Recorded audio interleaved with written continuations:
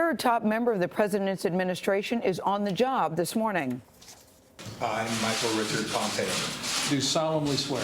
do solemnly swear That I will Vice President Mike Pence warned Mike Pompeo last night after the Senate confirmed him as CIA director.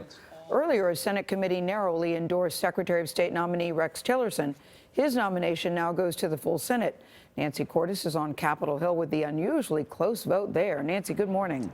Good morning. Unusual is right. This may be a partisan place, but Secretary of State nominees are typically treated differently. They are given overwhelming support, a tradition dating back to the 1970s. But the vote in the Senate Foreign Relations Committee was 11-10, and there was suspense all the way up until yesterday due to a high-profile Republican holdout.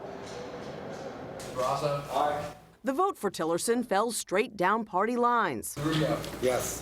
Florida Republican Marco Rubio said he was setting misgivings aside out of deference to the president. My concern was that Mr. Tillerson would be an advocate for and would pursue a foreign policy of deal-making at the expense of traditional alliances and at the expense of the defense of human rights and of democracy.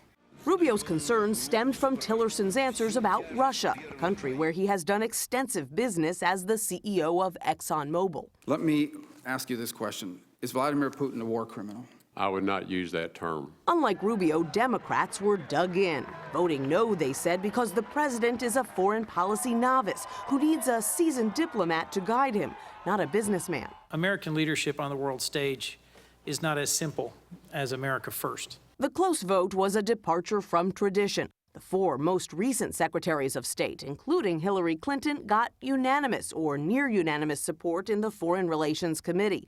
The Senate likes to send a message to the world about its confidence in its top diplomat. This has really, in some ways, turned out to be a proxy on people's feeling about our president, not necessarily a vote on the person who's actually coming in as Secretary of State. Committee Chair Bob Corker and other Republicans argued Tillerson is no stranger to international affairs after running the 8th largest company on earth. Mr. Tillerson's extensive business relationships around the world can be a positive thing for our country.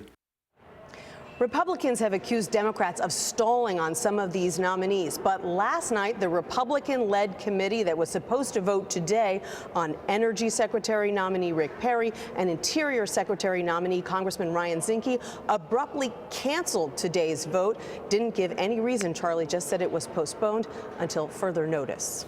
Thanks, Nancy.